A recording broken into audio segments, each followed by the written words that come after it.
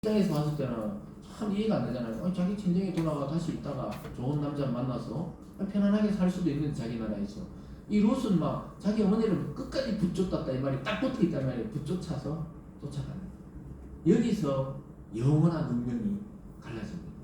지금 이 당시 이 오르바와 지금 몇천 년 전이잖아요. 오르바와 롯은 자기 인생이 어떻게 될지 모르고 그냥 한 명은 그냥 시어머니 쫓아서 간 거고 하나는 그냥 자기 엄마 쫓아서 다시 친정으로 간 건데 여기서 영원한 운명이 갈라졌어요. 결국 오르바는 여기서 등장인물이 끝이 나요. 다시는 이름이 안 나타납니다. 룻은 나중에 마태복음에 막 예수님 족보에 쫙 나타나고 이래요. 참 대단한 여인이죠. 그걸 작정하고 간 게 아니에요. 난 나중에 예수의 조상이 되겠다. 이래 따라간 게 아니라니까요. 그냥 시어머니가 뭔가 다르다는 거예요. 자기 엄마하고 다르다는 거예요. 자기 믿는 신하고 다른 거예요. 뭐 여호와라는 신을 믿는데 뭔가 다른 거예요. 그래서 막 무작정 그냥 믿음으로 따라간 거예요. 따라간 거예요. 그런데 오늘 세 번째로 보면은 룻의 위대한 결단이 등장합니다.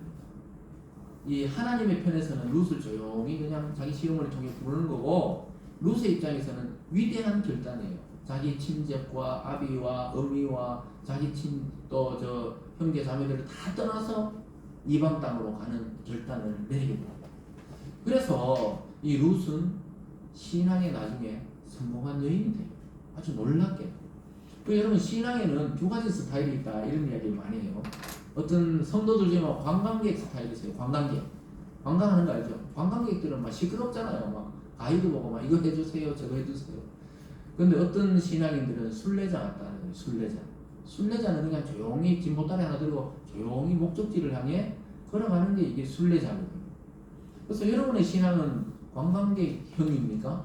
아니면 이 순례자적으로 살아가는지를 한번 우리가 따져봐야 돼요.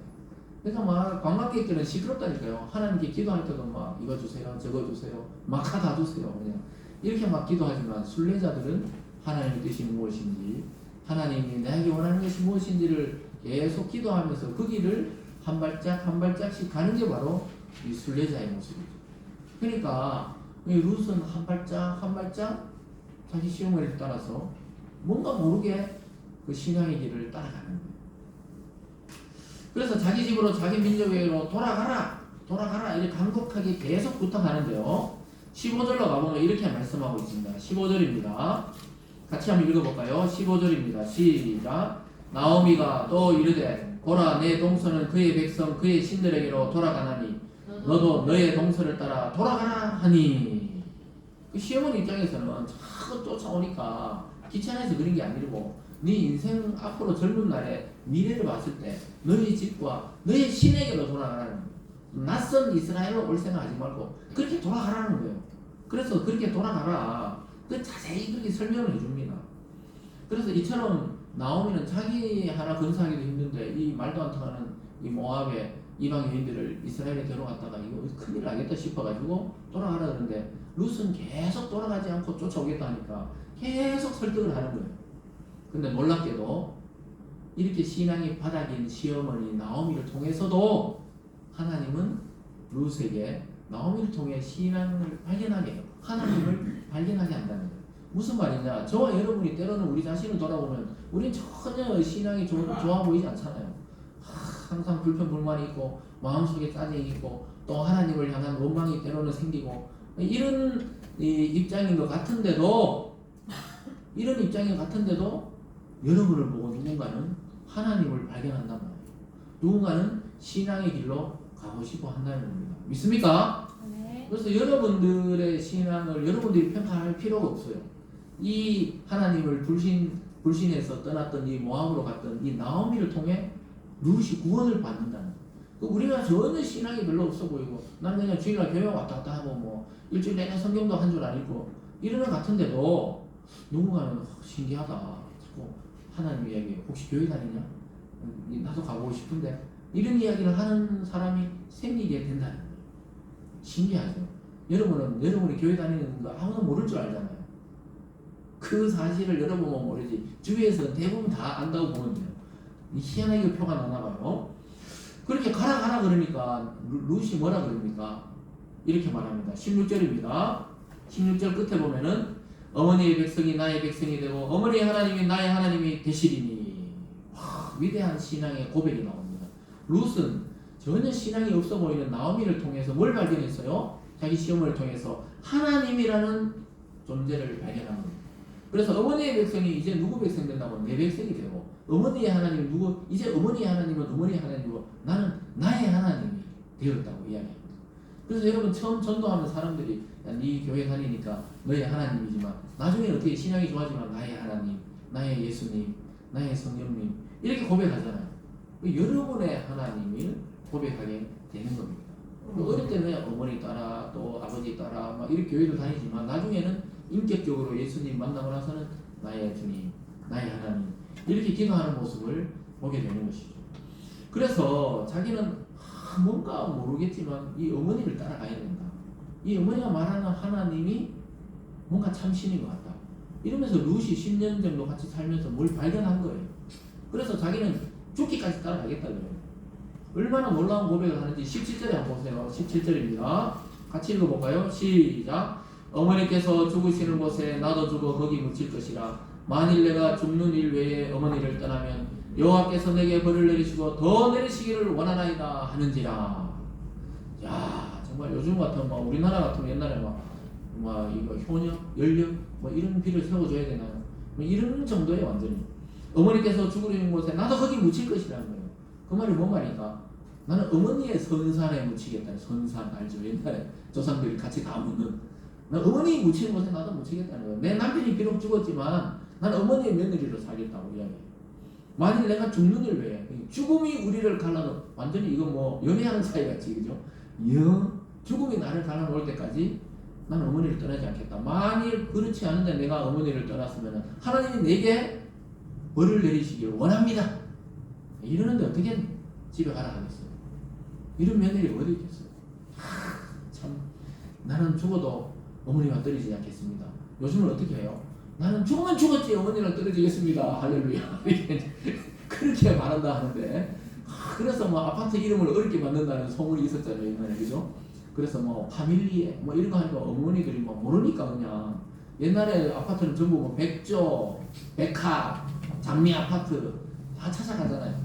근데 요즘 막 서울에 가면 워낙 이름이 어려운 게 많아가지고 못 찾는다 그러시잖아요. 길도 못 찾는 분들은 이름이 너무 어려워. 그럼 앞에서 그냥 요즘에는 앞에서 그 주민 아니면 못 들어갑니다. 아예 이 비밀번호를 눌러야 울타리를 못 들어간다니까요. 아파트 자체가 아니고 울타리를 못 들어간다는 거예요. 그래서 뭐 그냥 막 그렇다는데 이런 룻 같은 며느리, 야 이런 며느리를 얻으시길 주님의 이름으로 축원합니다. 아멘을 안 하죠. 다 얻었으니까 이제.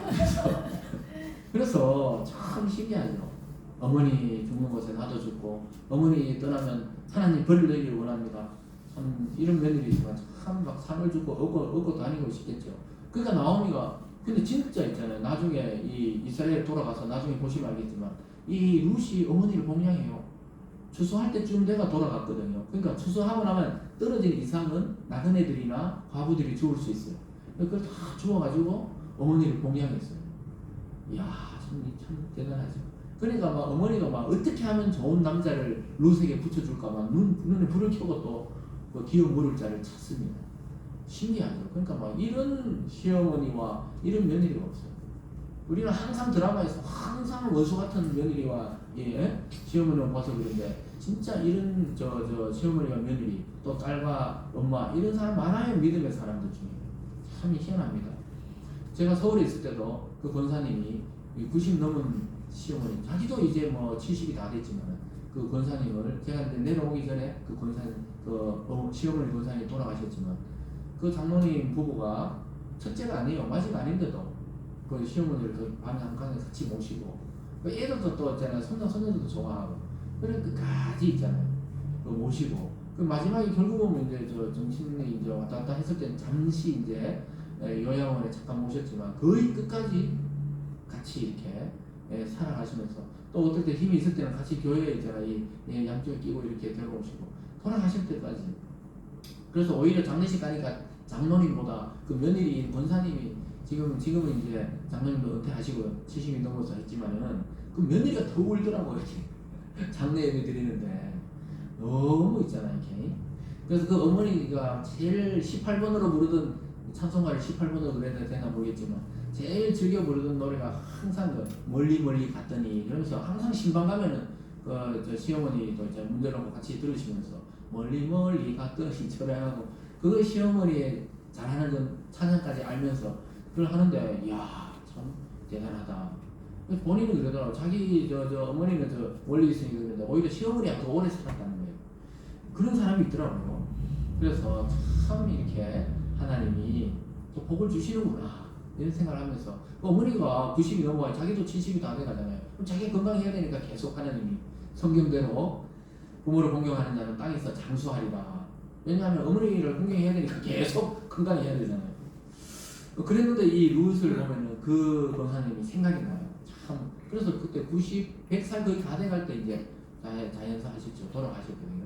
그래서 우리가 다 장례 치르고 이랬었는데 지금 이 시어머니에게 이러고 있는 거예요. 참 그러니까 죽을 각오하고 신앙의 길을 따라 나섰던 거예요.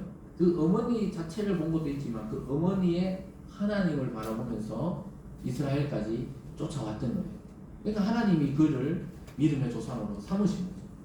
여러분 그래서 오늘 말씀을 통해 우리의 신앙의 침체를 통해서도 우리가 신앙이 좋을 때도 하나님이 우리를 드러내지만 우리 신앙이 막 밑바닥을 치고 있다고 생각할 때도 우리를 통해서 하나님은 어떤 자를 구원하시기를 기뻐하신다는 사실을 기억할 수 있기를 바랍니다. 그래서 신앙에 있어서는 직통거래가 없습니다. 직통거래가 없어요. 신앙은 항상 우리를 주님께로 인도하는 어떤 사람 아니면 어떤 교회 어떤 또 가족 이게 마련이에요. 그래서 우리가 예수를 믿게 되고 하나님의 영광스러운 그런 자리에 임하게 되는 것입니다. 그래서 이후에 룻기를 살펴보면요, 룻은 보아스랑 결혼을 하게 되고 이스라엘의 완전한 족보에 들어오게 됩니다. 그렇게 되면서 마태복음 1장 5절에 보면 예수님의 족보에 등장하는 그 여인이 룻, 또 이방 여자, 여리고 여자, 그 라합, 또 마리아, 또 하나 더 있는 갑자기 생각이 나요. 그 다말 이렇게 이방 여자들의 이름이 몇 명 기록이 되는데요. 그 중에 한 명이 기록이 돼요. 영원히 성경책에 기록이 돼요. 오르반은 어떻게 됐어요? 집에 가서 어디 잘못 잘 살았겠지만 끝난 거예요. 거기서 끝이 난 겁니다. 사랑하는 여러분, 우리의 신앙의 목적과 방향은 항상 하나님의 말씀을 중심으로 나가야 돼요. 그렇지 않으면 자꾸 흔들립니다. 룻기 1장에서 우리는 하나님의 말씀이 임하는 곳이 진짜 축복이 임하는 곳이라는 사실을 깨달아야 돼요. 요즘에는 교회도 크고 작고 이게 문제가 아니에요. 성경적인 이 말씀들이 잘 펼쳐지고 있는가? 또 이 말씀을 내가 지금 잘 받아먹고 있는가? 이것이 중요하지 어느 교회, 어느 교단, 어느 교파에 있는 게 중요한 게 아니에요. 무슨 말인지 아시겠죠? 우리가 코로나 때는 전부 영상으로 말씀을 받아봐도 다 신앙을 유지하고 살아가잖아요. 그래서 정말 이게 하나님의 말씀인가? 성경에 근거한 말씀인가? 이것이 더 중요한 시대가 이미 되어버린 것입니다. 하나님을 발견하고 그분을 향한 이방 여자 룻의 대단한 각오와 열정을 보았습니다. 여러분 우리가 이와 같아야 됩니다. 하나님을 딱 만났고 예수를 만났으면 우리의 모든 것을 포기하고 가장 위대한 하나님의 나라를 얻기를 추구해야 되는 겁니다. 모든 걸 다 가지고 하나님 나라도 가지자. 그럼 어떻게 해요? 예수님이 부자는 천국에 가지 못한다. 이 말이 뭡니까? 뭔가 많이 가진 자들은 통과할 수가 없어요. 왜냐? 천국에 들어가는 문이 좁고 그 길도 협착하다 그랬거든요. 그 길을 통과할 수가 없어요. 차라리 낙타가 바늘길로 들어가는 게 더 유리하다. 이럴 정도로 말씀하셨습니다. 사랑하는 여러분, 그래서 여러분 하나님이 자기 아들을 이 세상에 던져버렸잖아요. 그래서 우리를 위해서 던지고 다시 살리셔서 우리에게로 보내주셨잖아요. 그럼 어떻게 됩니까? 우리도 하나님께 우리 인생을 던져야 진짜 하나님의 자녀로 제대로 살아가는 겁니다. 그래서 죽을 각오로 여러분 하나님의 말씀을 붙들고 이 세상에 더 이상 이러한 악한 일들이 또 자연재해들이 또 사람이 사람을 막 무자비하게 그냥 막 해치는 일들이 일어나지 않도록 우리가 더욱 하나님께 간구하고 회개하고 세상의 짐을 지고 우리가 대신 기도할 때 이 세상에 평화가 임하고 또 룻처럼 우리를 통해 누군가 위대한 신앙의 사람이 우리를 통해 하나님을 발견할 수도 있다는 사실을 기억하시면서 한 주간도 믿음으로 승리하실 주님의 이름으로 축복합니다. 기도하겠습니다. 사랑의 하나님 아버지 감사드립니다. 룻기를 통해 우리를 부르신 하나님의 뜻을 발견하게 됩니다. 우리 한 사람 한 사람이 얼마나 귀한지 하나님을 룻기를 통해 우리에게 말씀하고 계십니다. 우리 모든 성도들에게 그 하나님의 사랑을 깨닫게 도와주시고 우리도 하나님을 사랑하는 인생이 되게 하여 주시옵소서. 감사드리며 예수님 이름으로 기도드리옵나이다. 아멘. 우리 다 같이 찬송가